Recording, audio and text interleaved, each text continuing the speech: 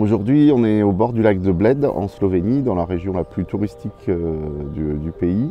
On est sur la fin d'une session de formation qui dure une semaine. Le sujet, c'était de travailler vraiment sur la place de la formation professionnelle en milieu rural et d'essayer de partager des expériences, sur l'échange de pratiques, des communautés de pratiques.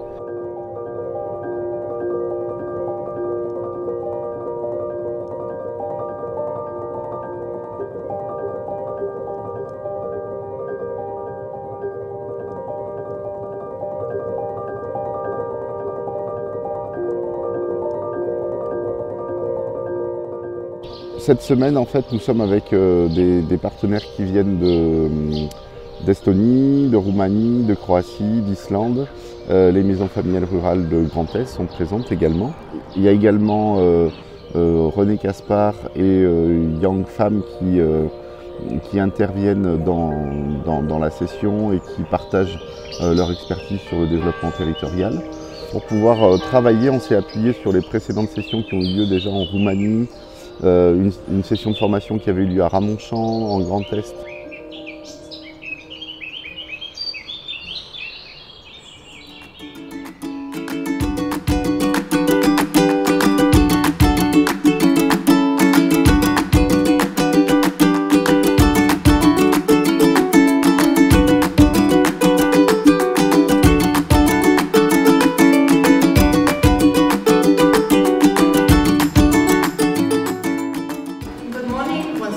Dobar dan. Warm welcome in Slovenia. Now is the time just to say the warm welcome and that we introduce to each other because there are some people which are new in the group. Okay, so now we start a small icebreaker called Cocktail Without Cocktail, and the idea is that every people can meet individually with another person and then we switch and it will be fun.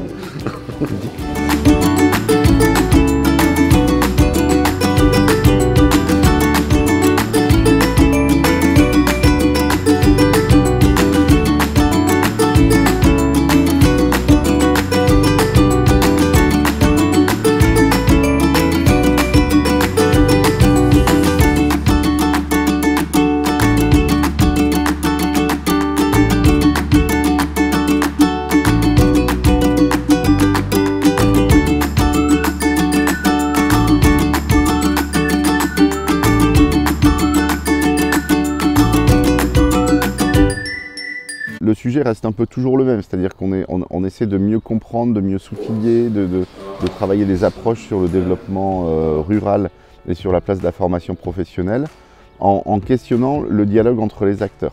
Donc la dernière fois, en Grand Est, on avait posé les bases. On avait questionné ce que c'était que le leadership, comment est-ce qu'on pouvait créer de la rencontre entre les différentes cultures professionnelles du territoire, notamment. Et cette semaine, on est allé un peu plus loin dans le contenu, avec notamment René Caspar et Young Fam qui ont apporté de nouvelles notions comme l'économie régénérative, qui ont rappelé que le leadership se construit aussi dans l'action, enfin qui ont donné des exemples et qui se sont appuyés sur les visites qu'on a pu faire pour les analyser et nous apporter des notions et des matières, du matériel qui nous permettrait de pouvoir réinvestir la feuille de route de chaque organisation. Et comme ces partenaires se connaissent déjà depuis maintenant quasiment un an dans le cadre du projet, et pour certains, ils étaient déjà venus en Slovénie dans le précédent projet, il y a vraiment une prise de conscience et une connaissance des partenaires et du territoire qui permet d'aller assez loin dans les acquis et les apprentissages sur cette session de formation. On va visiter un établissement intergénérationnel, si je me rappelle bien. Je suis présidente d'une maison où on a un bac pro SAPAT et qu'on fait de la formation bac pro SAPAT, donc c'est toujours intéressant de voir comment on travaille ailleurs. Let's go!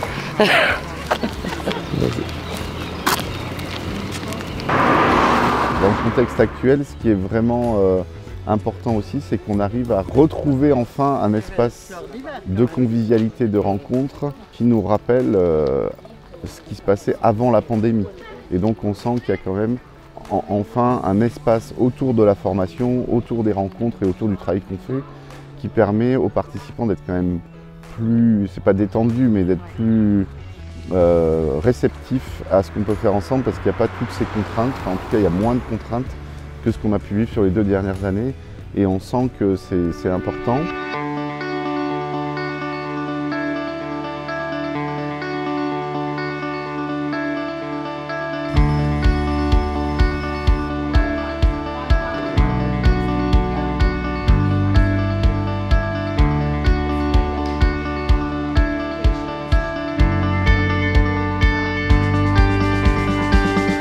L'intérêt de ce programme, c'est de pouvoir y emmener des moniteurs, des administrateurs, qu'on voit ce qui se passe ailleurs, comment on travaille ailleurs, les fonds qu'on peut avoir ailleurs. On apprend, c'est une semaine d'apprentissage intensif et ça peut être que bénéfique parce que forcément, à un moment ou à un autre, on va en faire profiter nos maisons, nos élèves et nos familles.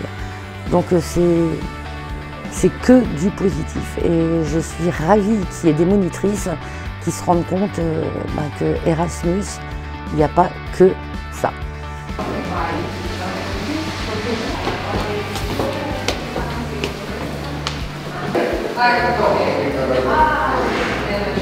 Pour moi, l'intergénérationnel dans nos maisons, c'est souvent on en parle entre EHPAD et élèves.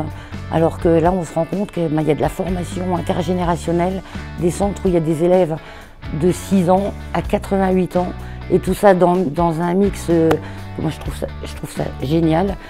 Les uns, les autres, ça s'aide, ça bosse ensemble.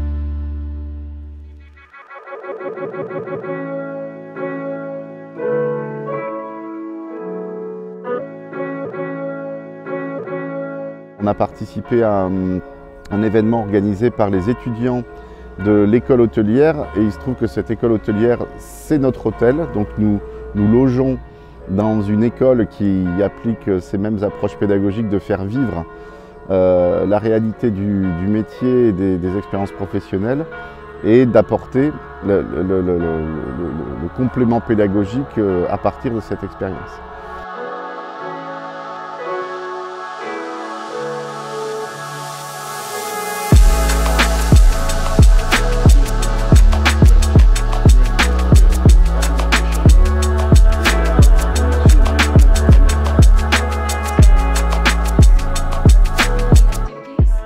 Opportunity today to see what students in this high school for tourism are preparing. It is a special project called Szpara na Gorenjska. That means they will prepare a frugal lunch. You know, how to make a perfect dishes with low budget, local products, and yes, we will hear different presentations of different students, but above all, we have also 2 presentations of our group. So from the project Wet for Change, Olivier Gineste and Sandrine Collard will talk about their project and sustainable practice Start the Change.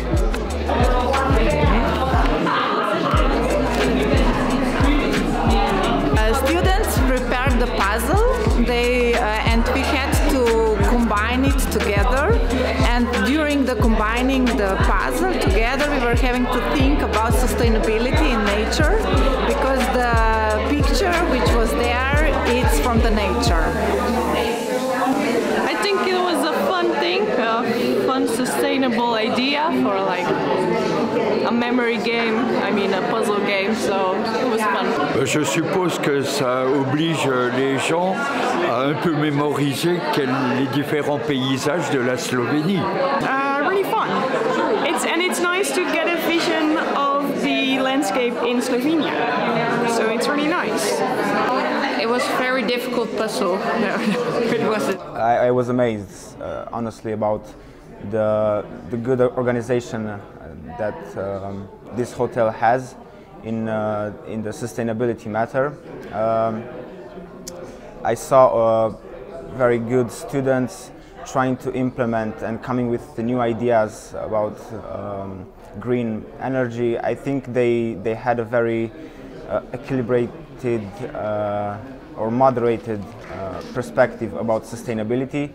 They didn't went too far with it. They didn't create an ideology. They were very rational about it, and this is a thing I really appreciated about it.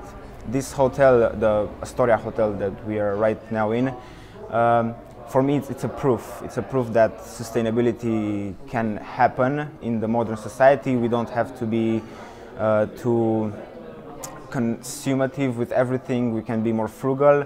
We can be more temperated with the water, with the temperature. They even presented us a very interesting fact about the Hotel Astoria, and they were saying that they are using only 8 liters of water per minute, which is awesome. I think they are doing a great job with the hotel, but especially with their school, with their touristic school. They have my appreciation for everything they are doing. The food is amazing, the conditions are amazing, the place is awesome, the view is also amazing. So we have a great time, and we are happy that we learned something new about sustainability. Nous sommes donc le 2e jour de notre formation en Slovénie.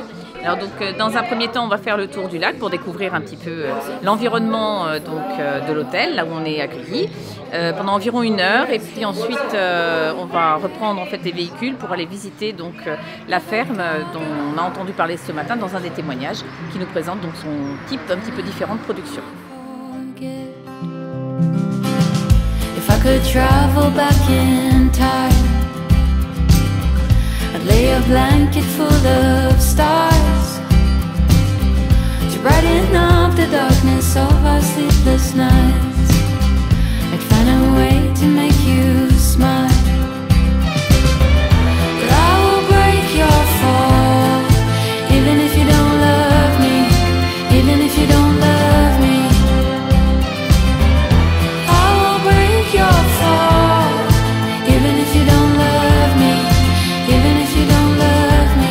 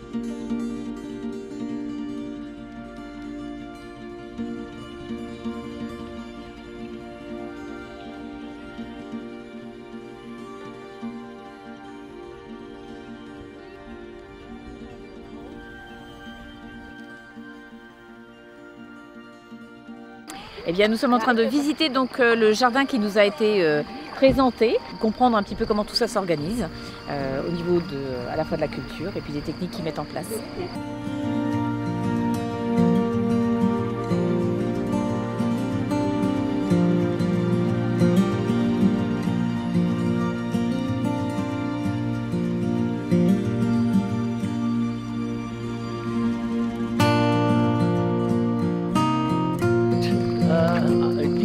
best eggs in the world. Wow. Yes. What do you drink? Yeah.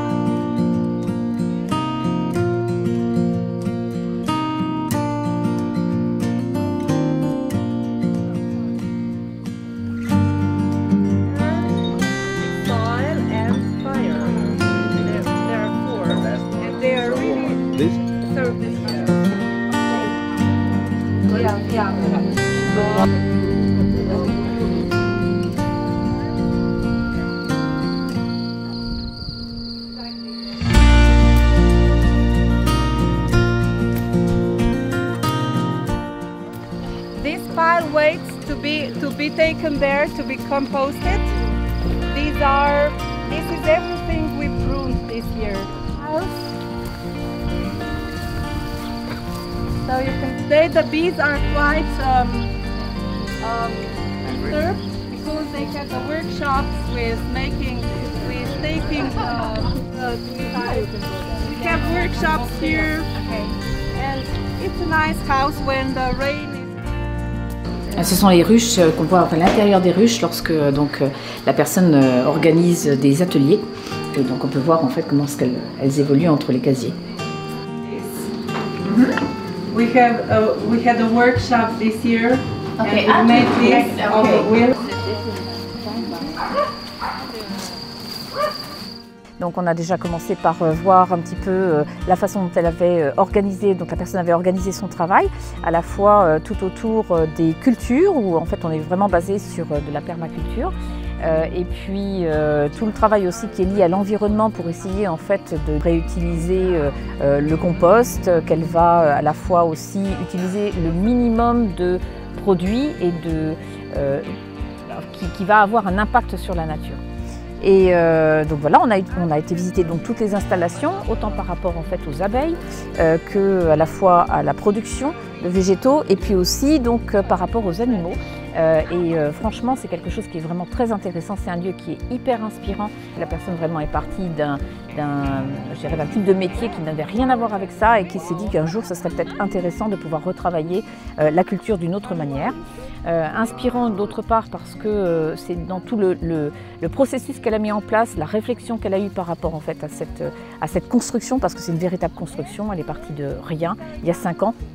Et puis pour en faire tout ça, c'est inspirant aussi au niveau, je dirais purement de la conception qu'elle en a fait. Autant de faire découvrir, parce que c'est vraiment une ferme pédagogique finalement, et puis que de valoriser son travail dans le cadre de la vente de ses produits, de mettre en avant effectivement à la fois comment elle les conçoit, et puis ce que ça lui rapporte aussi à elle, parce qu'à la fois, pas seulement au niveau financier, mais d'une part parce qu'elle en tire beaucoup de bénéfices, et d'autre part aussi parce que toute sa démarche va générer autour d'elle une forme de synergie. Il y a plein de gens qui viennent se regrouper autour d'elle, qui viennent travailler avec elle. Elle doit avoir, je crois, 2 employés, mais il y a aussi beaucoup de gens qui viennent travailler bénévolement pour lui permettre de continuer son projet.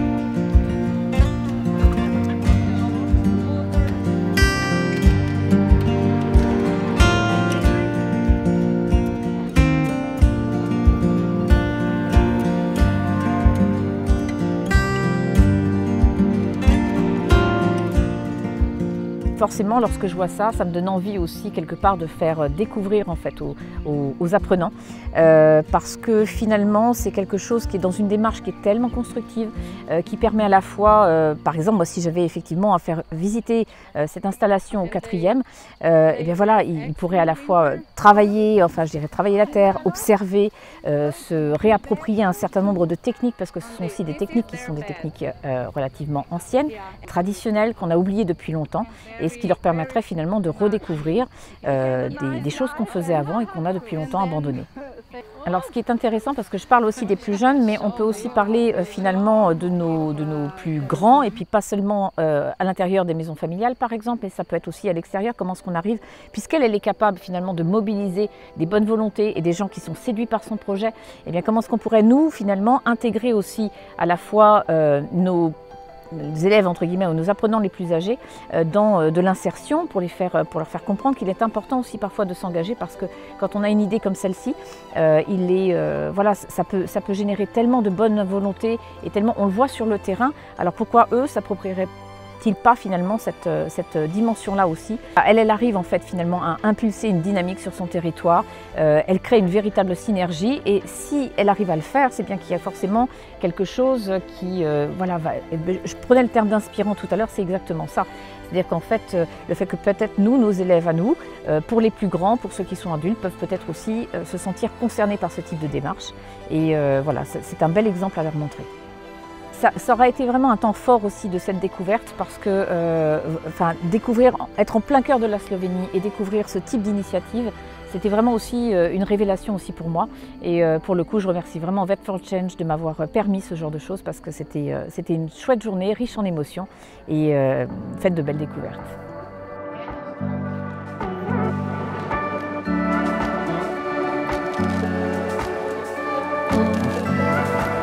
Today is a time for umbrella because we have 25 degrees.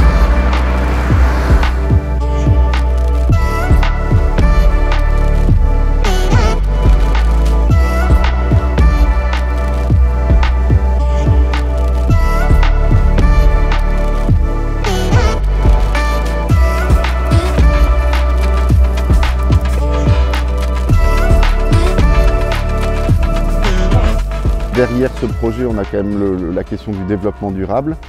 La question de la protection de la nature est vraiment le sujet en cours, puisque au niveau européen, on travaille sur la question d'une Europe verte et inclusive.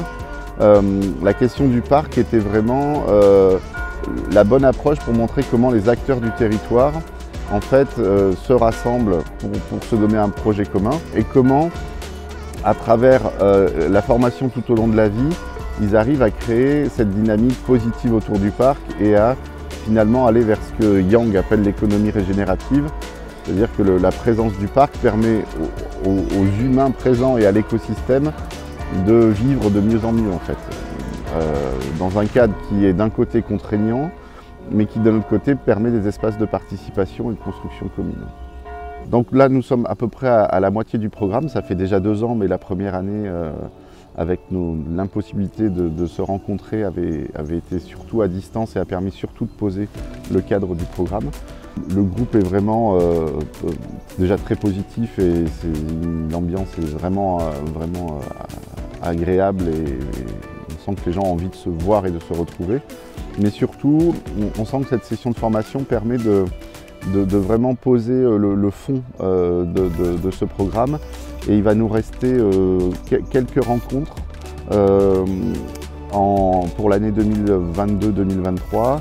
Donc voilà, on sent qu'on est en train de passer d'un partenariat entre organisations de différents pays à un vrai partenariat entre territoires qui dépasse la durée des programmes et qui s'appuie sur un processus qui devient permanent, j'allais dire. Donc on est plutôt content de ce résultat.